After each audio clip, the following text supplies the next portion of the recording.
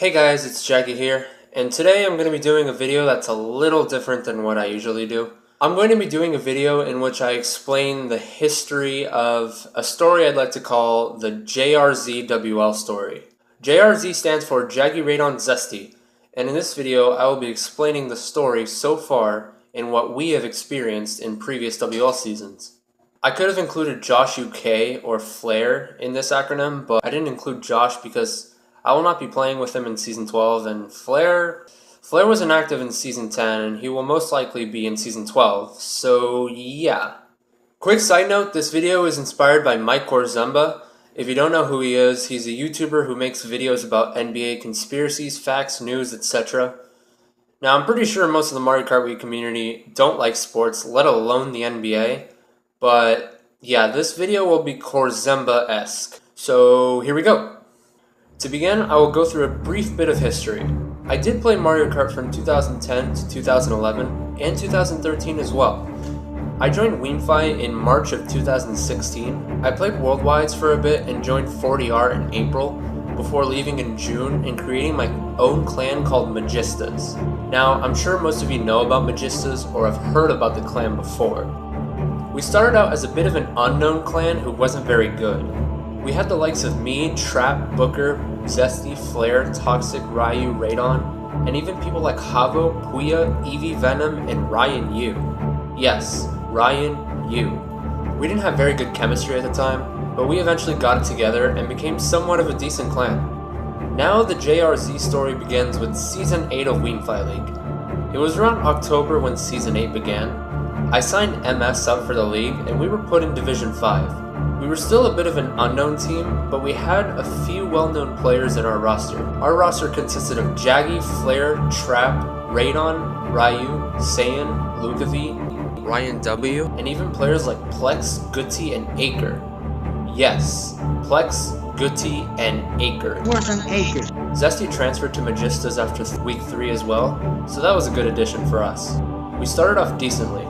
We beat Gamped in week 1, with Radon scoring 95 points and Flair scoring 110. That was a good match, but we were then outclassed by Lost Legends 2 week 2, losing by 61. LL2 got a minus 60 penalty for Aditya using speedometer, but we still lost by 1. We got the bonus point at least, but we were 1 point away from a tie and 2 away from a win. Then Venomous Thunder came around. They had the likes of Embrez, Basti, and Myth, so they were definitely a force to be reckoned with. The match was casted, and I decided to stream, so my POV was shown. Unfortunately, this match did not go well at all, especially for myself. I arguably had the worst performance of any war I have played to this day. Even the casters were having a laugh at me. Take a listen. Oh, Jaggy just failed hard. He hit the wall on the staircase, and now he's getting redded. Yeah, that's what's happened here. Let's see. There's Embrez's. Oh, there you go. There you go. This man is there scared. You go. He was scared. Yeah, exactly. I scored only 13 points in the first 2 GPs, so it's safe to say that I was to blame for this loss. But we needed to push forward. We needed to bounce back. And that is what we did. We faced Lost Legends 3, and we beat them by 7 in a close war.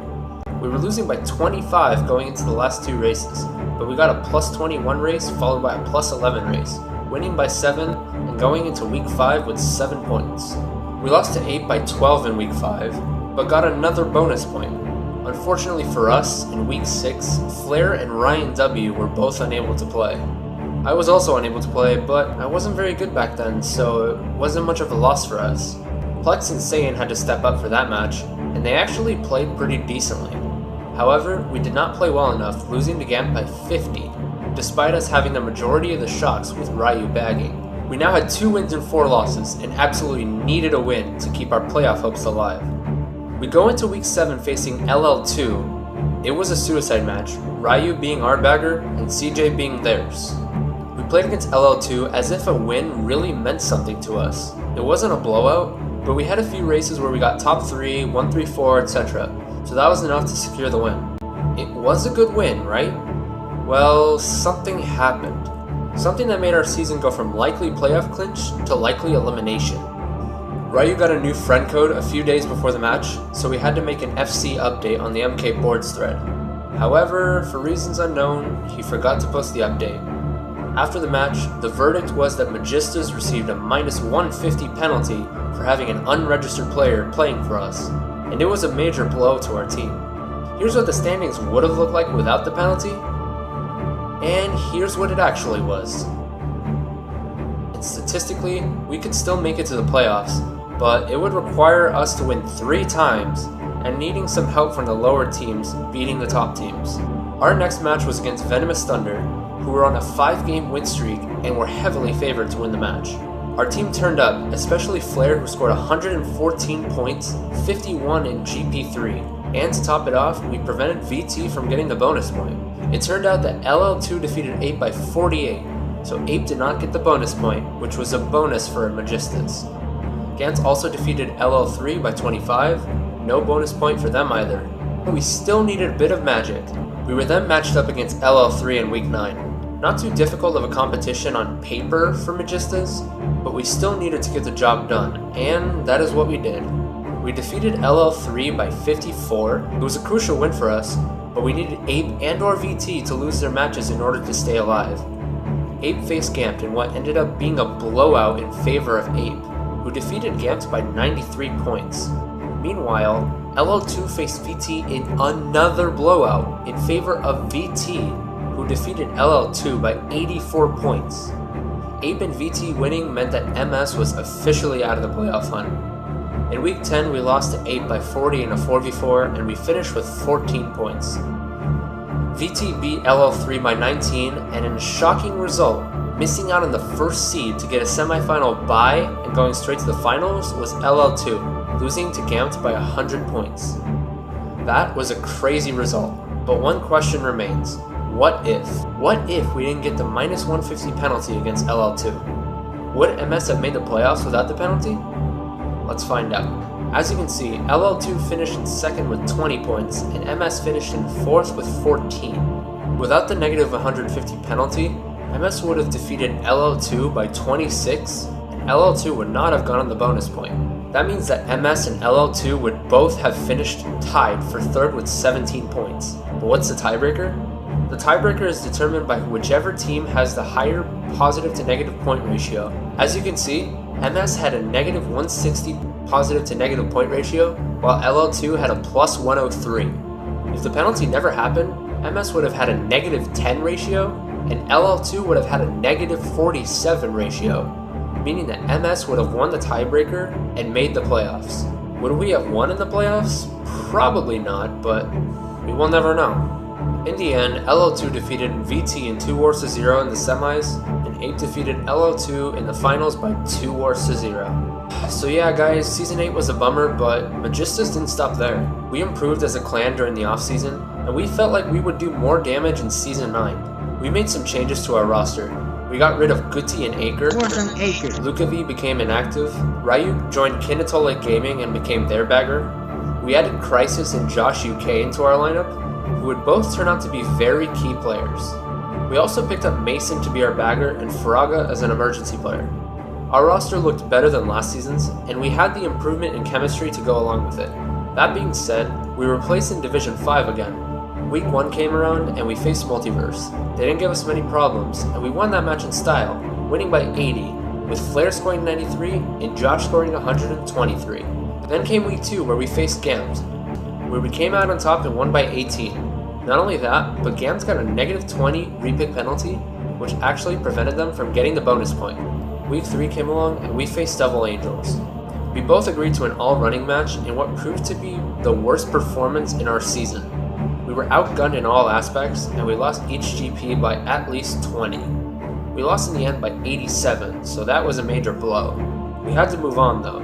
We faced Moonblast in Week 4 with a very solid lineup. We had Radon, Josh, Flair, Zesti, and Crisis, who was surprisingly our bagger. At the time, I wasn't a very good bagger, and Zesti did not like to bag, so Crisis stepped up for an absent Mason. We won GP1 by 24, and we barely hung on to secure the win, winning by 4. But not without a catch. As you can see in Emperor's point of view, he was bumped by Crisis out of alignment, and he ended up missing a box. The council decided that this would be a -10 penalty, and the verdict was 358 to 364, a loss by 6.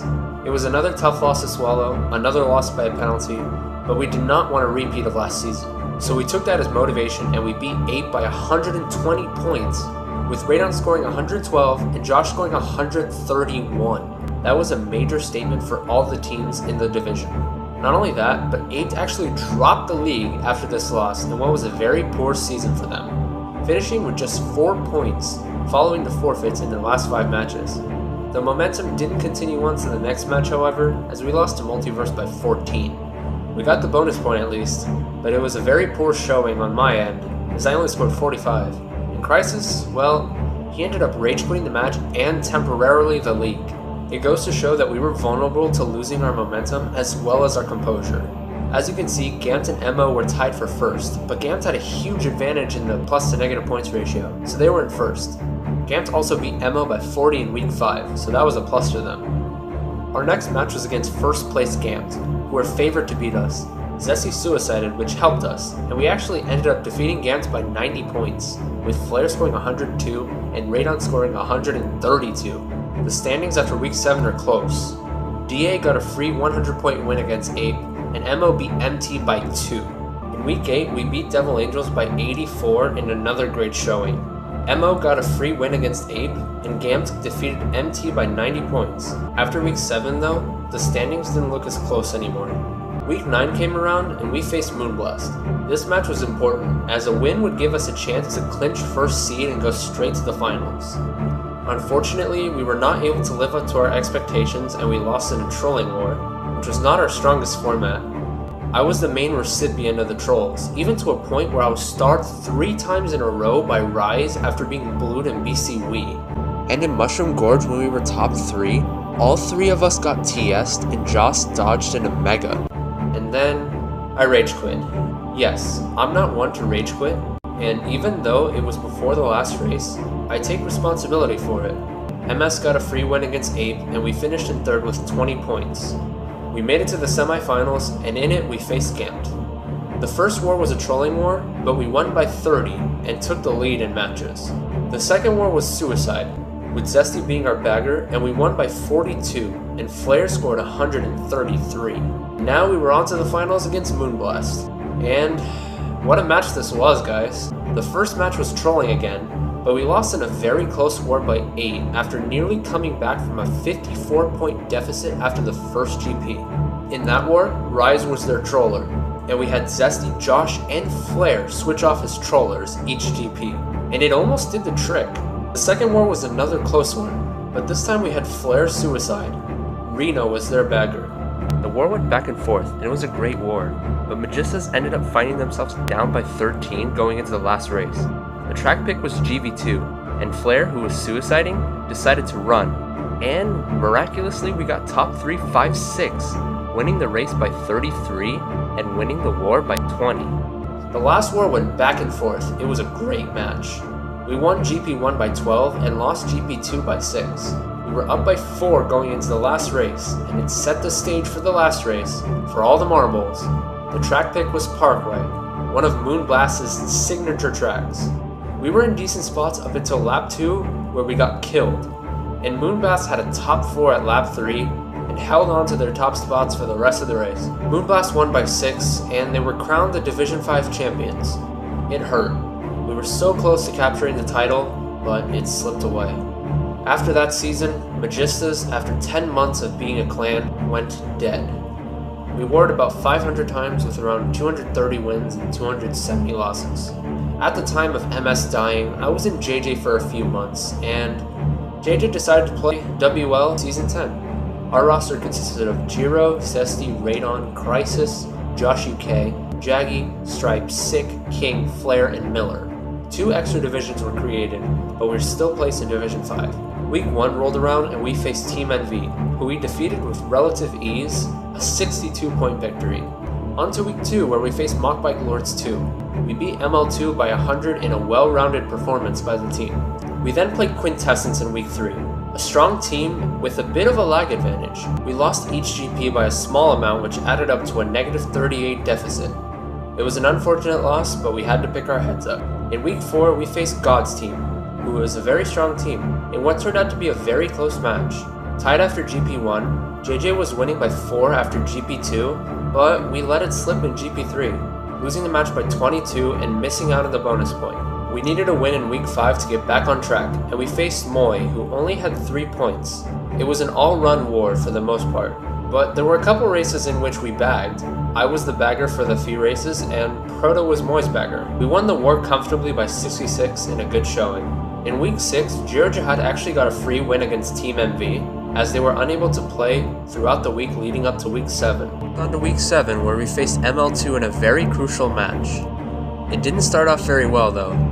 We lost GP1 by 66. We started to come back, but we still lost by 32. But wait a minute, something wasn't right. Mistray, who isn't the best player around, was dropping big points, 42 in GP1, and she was using the GCN controller, which she never does. She has always used Wii. Was someone else playing instead of her? The answer is yes. She said that Realm would meet up with her the same day. Was it JJ? I'm not gonna be there if you're in JJ. I'm not gonna be there when my team wars JJ, because I'm gonna be with fucking Realm. Yes, yeah, JJ. see, I'm not gonna be there. And not only that, but even ML Apollo confirmed that Mistray was going to see Realm in real life. So the verdict was that ML2 got a minus 150 penalty and JJ won by 118. Mistray even lied to try to secure the win.